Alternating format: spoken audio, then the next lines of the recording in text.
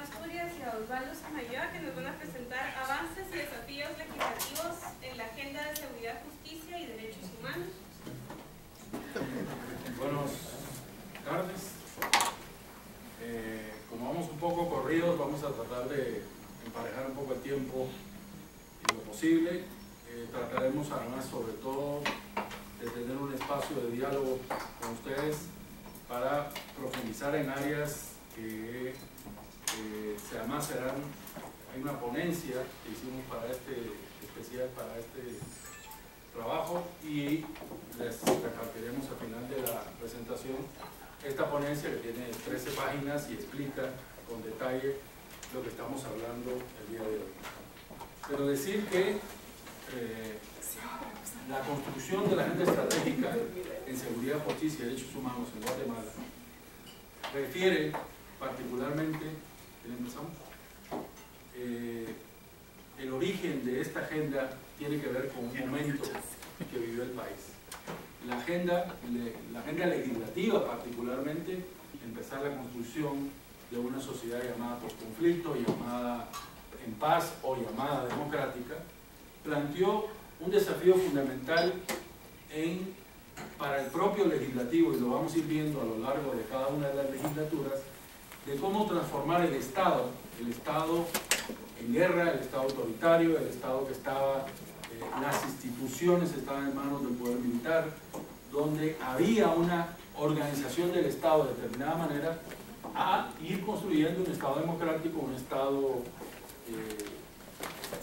la pretensión de un Estado multilingüe, multiétnico, pluricultural, respetuoso de los derechos humanos, y donde se forjara una nueva democracia en el país a partir de la terminación del conflicto. Por eso hemos dicho siempre que primero un actor fundamental ha sido el Congreso de la República, y lo vamos a ver. En segundo lugar, dos desafíos afrontaba la paz en Guatemala: la reforma al sector seguridad y justicia, o sea, una estructura totalmente distinta había que crear, había que cerrar una serie de instituciones que se habían creado con un propósito y empezar a crear otra institucionalidad diferente para el nuevo momento y el nuevo país que estamos viviendo.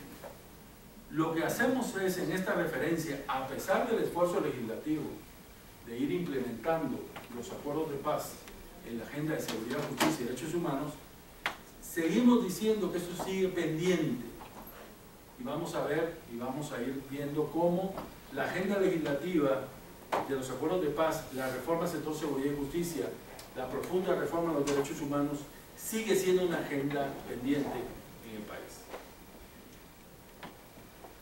Sobre el reconocimiento de los derechos humanos, aquí vemos que hay varios referentes internacionales. El nacional, la propia Constitución lo establece, pero también el derecho internacional ha ido creando una nueva jurisdicción en Guatemala a partir de que la propia Constitución reconoce que en temas de derechos humanos prevalecen los tratados internacionales. Entonces se va generando un nuevo sistema jurídico nacional que el Congreso poco a poco ha ido refrendando y ha ido creando esa nueva institucionalidad a favor de los derechos fundamentales. Así, hacemos una referencia, tratar de ser breve, del acuerdo de fortalecimiento del poder civil, para que vean cómo este acuerdo claramente establece una ruta de 20 años. Vamos a cumplir 20 años de los acuerdos de paz. Aún muchos de estos temas están pendientes, y muchos de ellos han sido desarrollados por la legislación nacional. El marco general: la paz, una oportunidad histórica para la reconciliación; la paz descansa en la democratización; la participación ciudadana legítima en el funcionamiento del Estado; fortalecer el poder civil; el ejército tiene una función específica en la defensa de la soberanía del territorio; y el respeto a los derechos humanos y la diversidad de los pueblos. Estos son marcos globales que plantearon los acuerdos de paz y el acuerdo de fortalecimiento del poder civil. El Estado y su forma de gobierno: modernización y fortalecimiento del Estado, su sistema republicano y representativo; el respeto a la independencia y separación entre los poderes del Estado; organismos del Estado que formen articulada las responsabilidades que implica garantizar la vida, sobre todo estos temas de seguridad fundamental, la coordinación interinstitucional.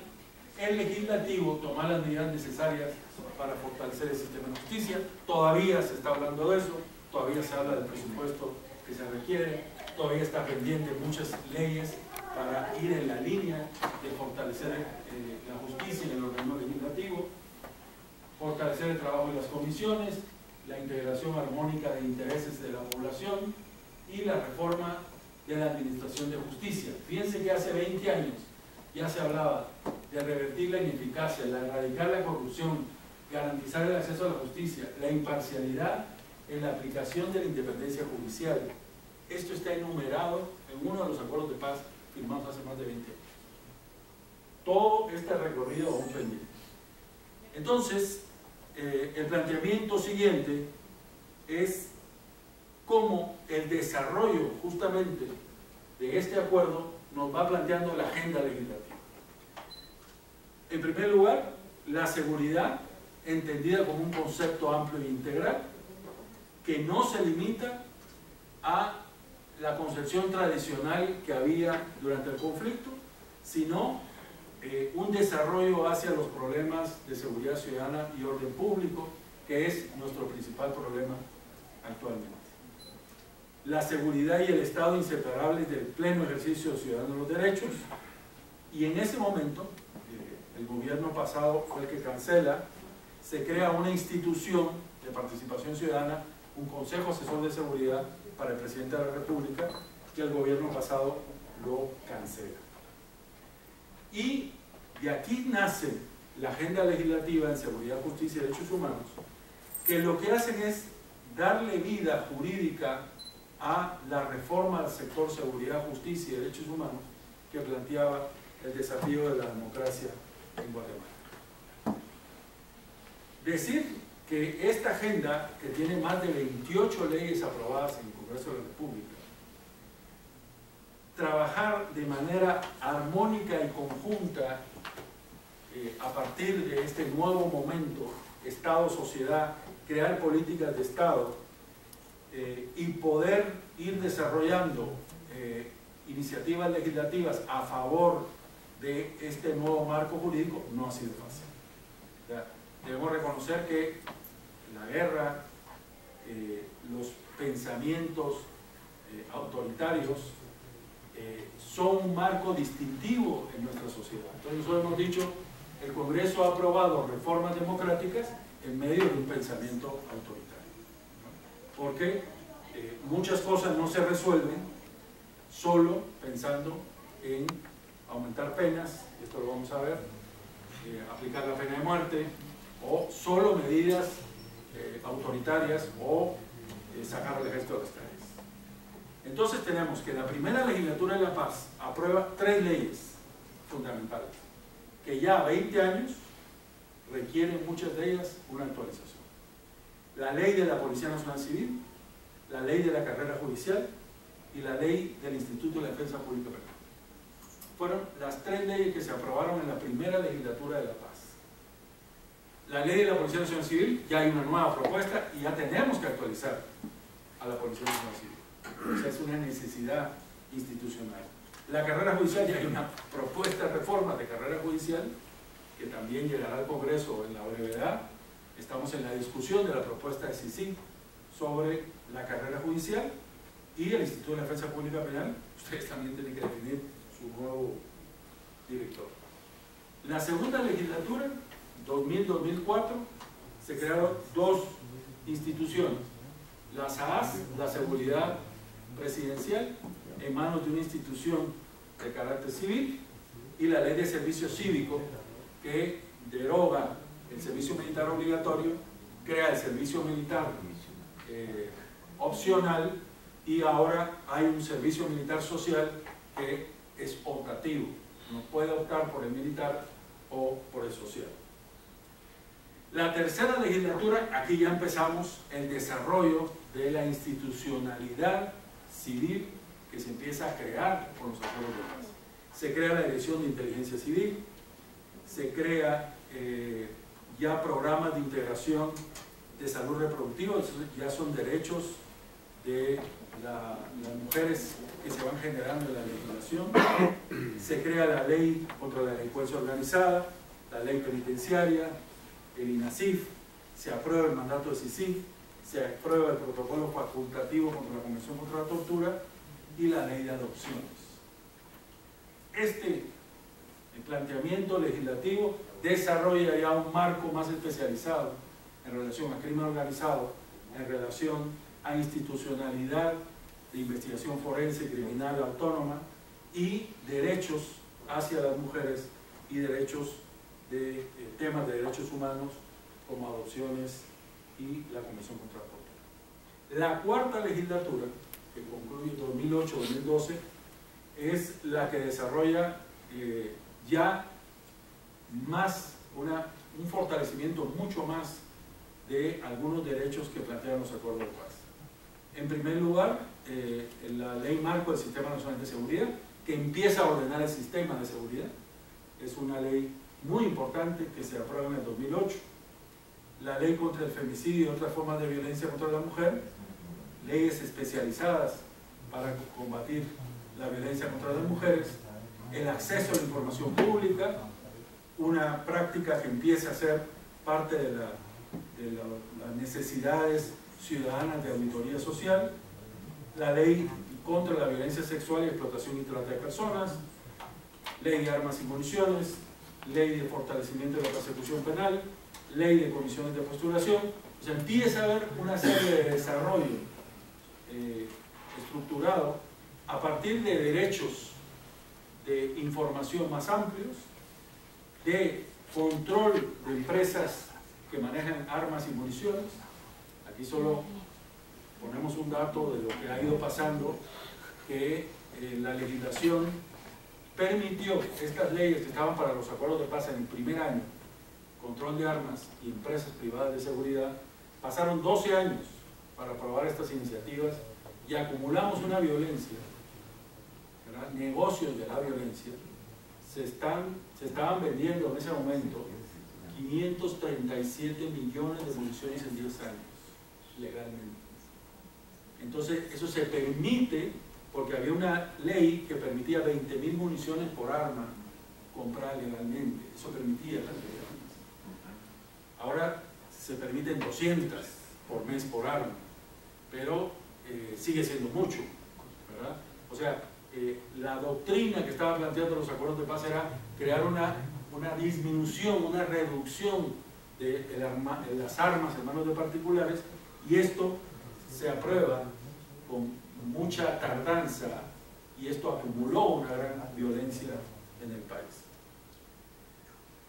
Después se da en esta agenda legislativa la prórroga del mandato de CICIG 2009, la ley de competencia penal para procesos de mayor riesgo, se crean los tribunales de alto impacto, las reformas contra la ley de delincuencia organizada. Aquí es donde se introducen las escuchas telefónicas, las entregas vigiladas y los agentes encubiertos. 3 instrumentos fundamentales. Es el Congreso el que crea esa figura para combatir el crimen organizado y combatir las redes de corrupción, que hoy son elemento fundamental para el trabajo del Ministerio Público y la CICIG. La creación del Mecanismo Nacional de la Prevención contra la Tortura, la regulación de los servicios privados de seguridad y la ley de extinción de dominio. O sea, decir que muchos mecanismos que hoy se aplican y que hoy son muy eficaces en el combate al crimen organizado han salido del Congreso de la República y son legislación nacional fundamental. La quinta legislatura, la que acaba de salir, acaba de terminar, planteó 3 iniciativas fundamentales, o solo aprobó. La anterior vimos que había como 25.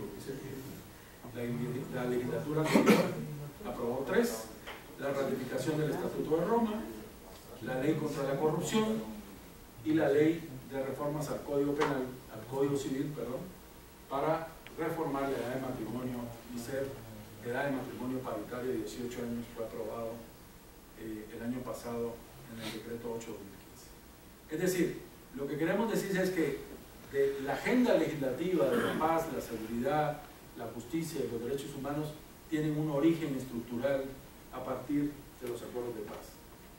Y reconocer que esta legislatura en un mes, en menos de un mes, en menos de un mes, ya aprobó el Tratado de Comercio de Armas, una convención que obliga ahora a las reformas a la Ley de Armas y Municiones y la Ley de Búsqueda de Mujeres Desaparecidas. Y vienen en agenda varias que esperemos que se puedan aprobar a la brevedad, como la Ley Orgánica del Ministerio Público y otras reformas que son parte del aparataje institucional que necesita el país. Entonces, plantear que al final el Congreso de la República es una parte fundamental de un poder del Estado, en donde descansa, al final de cuentas, las decisiones políticas estratégicas fundamentales para poder ir transformando este país, ir cambiando la lógica de seguridad, ir cambiando, fortalecer toda la institucionalidad civil, la institucionalidad de justicia, darle más recursos al Ministerio Público, fortalecer las capacidades de investigación criminal, todo eso que en su conjunto nos plantea una transformación fundamental del país que tenemos, donde una agenda que, como explicamos, viene desde los acuerdos de paz, que se ha ido desarrollando a partir de las diferentes legislaturas, y cómo ahora les toca a ustedes enfrentar el reto y el desafío de continuar ese camino de la reforma al sector seguridad y justicia en el país, y en un contexto, ¿verdad? Yo creo que termino yo aquí y ahí empieza Osvaldo, en un contexto en donde primero nuevas fuerzas políticas aparecen en el escenario, ¿verdad? Y no hablo de partidos, sino hablo de una ciudadanía empoderada, una ciudadanía que entiende que la legislatura, la legislación y las iniciativas son importantes y ahora les importa. Yo creo que ese es un cambio muy importante. Lo segundo es una nueva sociedad civil que empieza a trabajar colaborativamente con el Estado. Hace 20 años no podría decir lo mismo, el Estado respondía a otras lógicas, a otros intereses, y había una confrontación con la sociedad civil. Entonces tenemos una sociedad civil informada, capacitada, trabajando colaborativamente con el Congreso de la República. Este seminario es un ejemplo de eso. Y entonces se plantea un desafío ya ahora como Estado, donde conjuntamente la sociedad civil con el Congreso de la República, con apoyo de la comunidad internacional, que nosotros llamamos el triángulo virtuoso, junto a las demandas sociales, la demanda de las mujeres, la demanda de los jóvenes, la demanda de los pueblos indígenas. O sea, todo eso en un contexto de mucho más interés y participación ciudadana, con mucho más apoyo y colaboración al trabajo con el Congreso, nos están dando un escenario en el cual podemos seguir avanzando como país, como nación, en construcción de una agenda legislativa común, en los intereses comunes, en cada vez tener un Congreso más independiente, que tenga capacidad de tomar sus decisiones y que no solo el poder económico o el poder militar influya en las decisiones en el Congreso, sino la ciudadanía tenga la capacidad de trabajar armónicamente con muchos de sus legisladores para avanzar en la construcción del nuevo país. Entonces, yo lo dejaría aquí, estoy siendo muy sintético, para explicar un ejemplo de lo que ya está funcionando, ¿verdad? Que es la Mesa de Seguridad y Justicia, como buenas prácticas en las cuales se da esta virtuosidad. El Congreso abre la puerta a la sociedad civil, se toma este espacio. La Mesa de Seguridad y Justicia es un ejemplo de lo que estamos haciendo con el Congreso, y dejo a Osvaldo que... ¿Sí? Una pregunta. Yo estaba viendo de que a pesar de tantas luchas, ¿verdad?, seguimos con las reformas muy atrasados entonces, porque viene este de los acuerdos de paz y no se dio lo que el pueblo en ese tiempo pidió, y seguimos hoy todavía como decía la compañera, ¿verdad? De que estamos como que no descontextualizados con el tema. Y hoy lo demuestro también con los diputados, que no hay mucha asistencia. Veo que hay mucho trabajo de los diputados. Y hoy en día nosotros tenemos ese reto. Pero también no sabemos realmente qué dice la ley, porque solo la avalamos así por así, pero me imagino que a profundidad lo estudiaron a los que les compete, ¿verdad? Sin embargo, me provoca pues, un pronunciamiento en el sentido de que a veces nosotros mismos no aprovechamos esta oportunidad, o quién tendrá la culpa. Si seremos nosotros como diputados, o será que los que hacen las leyes, digamos, a los que les compete esto, se atrasan, porque decían anteriormente que las reformas hay que estar al tanto, pues, y eso tiene que continuarse dando, no hay que atrasarse, ¿verdad? Pero en nuestro país también yo veo que hay muchas leyes, tantas que hay, y nosotros seguimos aprobando también, pero de repente no se cumplen también, ¿verdad? Sí, exactamente, esa es una primera valoración que hay que hacer. Por eso explicábamos todo lo que ha hecho el Congreso, porque hay que valorar lo que se ha hecho. Y efectivamente, ¿por qué si hemos aprobado 28 leyes de seguridad, justicia y derechos humanos no hay seguridad ni hay justicia? Entonces, ¿qué está pasando? Y esa es una primera reflexión importante. Una primera reflexión es que el modelo de Estado que tenemos no le está dando el financiamiento que necesita la seguridad, la justicia y los derechos humanos.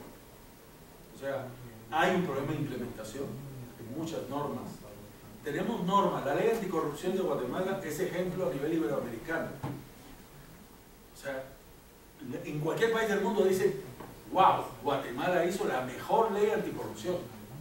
Pero entonces, ¿por qué hay tantos corruptos? ¿No?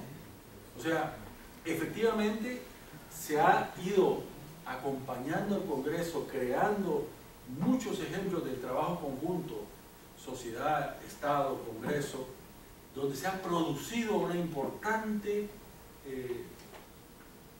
grueso de legislación que no se implementa.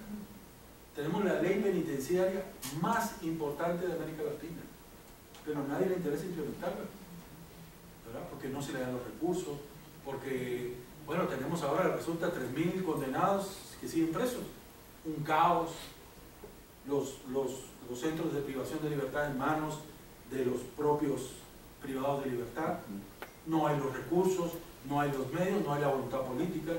Entonces hay otros factores. Muchas veces yo recuerdo que yo trabajando con el Congreso muchos años, que había diputados que decían, si de todas maneras esto no va a cambiar, ahí les va su ley.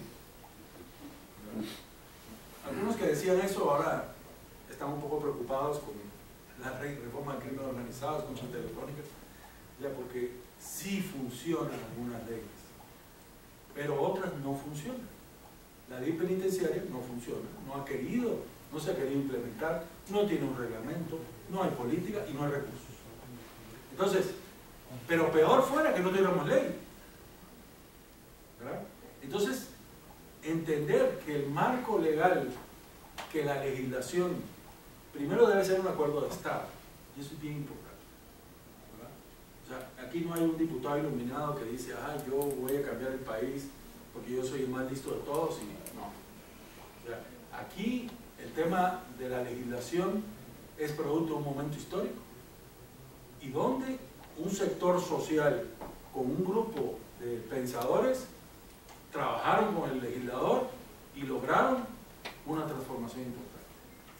Pero para esa transformación se convierta en realidad, hace falta voluntad política, hace falta dinero, ¿verdad? Y si no cambiamos el modelo de Estado que hoy tenemos, entonces nunca va a alcanzar el dinero para las cosas importantes del país. El otro día en una reunión que tuvimos con una organización especializada decía, pero es que para resolver el problema de salud necesitamos 8.000 millones más, solo para salud.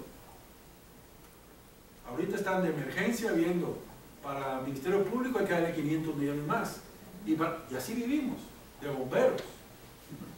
¿verdad? Viendo cómo el puchito que hay se reparte para que a ver si por lo menos hay medicinas en el sistema de salud o medio haya. Entonces, obviamente, tenemos algunos problemas de carácter estructural, que no solo depende que el Congreso haga leyes, ¿sí? Pero definitivamente, sin leyes, estaremos mucho peor. Entonces, yo quiero rescatar el valor, la importancia de la legislación, porque la legislación lo que hace es poner un horizonte, un rumbo, hacia dónde. Y por eso le decíamos, tenemos leyes democráticas en un país que la gente anda pensando, mejor, ¿por qué no matamos al delincuente? Porque yo me acuerdo cuando empezamos a trabajar la ley penitenciaria, hace 15 años, lo que pensaban los diputados era, ¿y por qué no hacemos la hondureña? Tenémoslos a todos vivos ahí dentro del sistema penitenciario. Y esa era la mentalidad que había. Ahora empieza a entender que la prevención de la violencia es trabajar todos los programas de resocialización para cuando esos presos salgan, sean mejor que como entraron. Porque nuestras cárceles lo que están haciendo es multiplicando la delincuencia todavía peor. O sea, lo encarcelamos, pasa 5 años en la cárcel, es peor. Entonces, ¿para qué lo encarcelamos? ¿Sí? O sea, empezar a tener una visión más integral, una visión del país que necesitamos, es fundamental para que veamos el aporte que da la legislación, que la legislación siempre es una apuesta al futuro. Pero en un futuro donde en un país no se está apostando a las cosas fundamentales. No se está apostando a la juventud, no se está apostando a la niñez, no se apuesta a las mujeres. Pero el legislador es el que tendrá que ir desarrollando estos procesos y estos programas para ir cambiando ese país. Entonces, nosotros lo que hacemos en este proceso es, uno, darle como la importancia que tiene estar aquí, la importancia de que sean legisladores, la importancia de no perder el vínculo con la comunidad, la importancia del sentir de la gente, porque ustedes son representantes de esa gente. Y lo siguiente es asesorarse, acuerpar. Hay redes de organizaciones que están trabajando todos los temas en los cuales ustedes van a trabajar. Porque si una virtud tiene la sociedad civil guatemalteca, y por decir mi organización lleva 19 años trabajando especializadamente seguridad, justicia y derechos humanos. Entonces tenemos algo que decir y aportar, ¿verdad? ¿Qué funcionario, qué legislador? Bueno, hay 2 o 3 que llevan 20 años legislando, pero es una experiencia acumulada que es muy importante poner al servicio de ustedes.